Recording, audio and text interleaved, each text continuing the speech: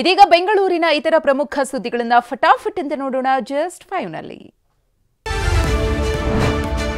ಬೆಂಗಳೂರು ಗ್ರಾಮಾಂತರ ಜಿಲ್ಲೆ ನೆಲಮಂಗಲದ ಆಸರೆ ಆಸ್ಪತ್ರೆಯಲ್ಲಿ 74 ಭ್ರೂಣ ಹತ್ಯೆ ಪ್ರಕರಣ ಸಂಬಂಧ ಪೊಲೀಸರು ಇಂಚಿಂಚು ಚಾಲಾಡ್ತಿದ್ದಾರೆ. ಆರೋಗ್ಯ ಇಲಾಖೆ ಅಧಿಕಾರಿಗಳೊಂದಿಗೆ ಜಂಟಿ ಕಾರ್ಯಾಚರಣೆ ನಡೆಸಿದ್ದಾರೆ. ಮಹಾಕೃತ್ಯಕ್ಕೆ ಬಳಸುತ್ತಿದ್ದ ವಸ್ತುಗಳನ್ನು ಸೀಸ್ ಮಾಡಿದ್ದಾರೆ. ತನಿಖೆ ಪೂರ್ಣಗೊಳ್ಳುವವರೆಗೂ ನೆಲಮಂಗಲದ ಖಾಸಗಿ ಆಸರೆ ಆಸ್ಪತ್ರೆಯನ್ನ ಬಂದ್ ಮಾಡಲಾಗಿದೆ. ಎಲೆಕ್ಟ್ರಾನಿಕ್ ಸಿಟಿ ಸಮೀಪದ ದೊಡ್ಡ ನಾಗಮಂಗಲ ಕೆರೆ ನುಂಗಣ್ಣರ ಪಾಲಾಗಿದೆ. ನಕಲಿ ದಾಖಲೆಗಳನ್ನು ಸೃಷ್ಟಿಸಿ ಬರೋಬ್ಬರಿ 8 ಎಕರೆಗೂ ಅಧಿಕ ಕೆರೆ ಜಾಗವನ್ನ ಮಾರಿರುವ ಆರೋಪ ಕೇಳಿಬಂದಿದೆ. ಕೋನಪ್ಪನ ಅಗ್ರಹಾರ ಗ್ರಾಮ ಪಂಚಾಯಿತಿ ಹೆಸರಲ್ಲಿ ಕಂದಾಯ ಪಾವತಿ ರಶೀದಿ ಮತ್ತು ಮನೆ ನಿರ್ಮಾಣ ಮಾಡಿರುವಂತೆ ದಾಖಲೆ ಸೃಷ್ಟಿಸಿದ್ದಾರೆ. ಸ್ಥಳೀಯರು ಪ್ರಶ್ನಿಸಿದ್ರೆ ಜಾತಿನಿಂದನೇ ಕೇಸ್ ಹಾಕೋದಾಗಿ ಬೆದರಿಸಲಾಗ್ತಿದೆಯಂತೆ. ಅಧಿಕಾರಿಗಳು ಕಂಡು ಕಾಣದಂತಿದ್ದು ತನಿಖೆಗಾಗಿ ಸರ್ಕಾರಕ್ಕೆ ಸ್ಥಳೀಯರು ಮನವಿ ಮಾಡಿದ್ದಾರೆ. ಈ ರಾಜ್ಯದ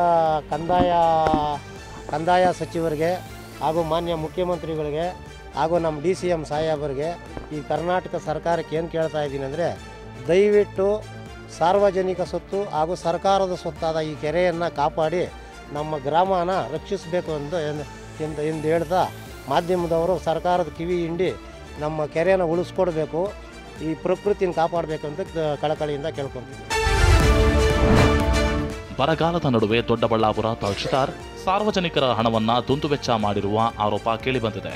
ವಾಸ್ತು ಸಮಸ್ಯೆ ಹೆಸರೇಳಿಕೊಂಡು ತಾಲೂಕು ಕಚೇರಿಯಲ್ಲಿನ ತಹಶೀಲ್ದಾರ್ ಕಚೇರಿಯನ್ನ ಬೇರೆಡೆ ಸ್ಥಳಾಂತರಿಸಿದ್ದು ಸಾರ್ವಜನಿಕರು ಅಲದಾಡಬೇಕಾದ ಸ್ಥಿತಿ ನಿರ್ಮಾಣವಾಗಿದೆಯಂತೆ.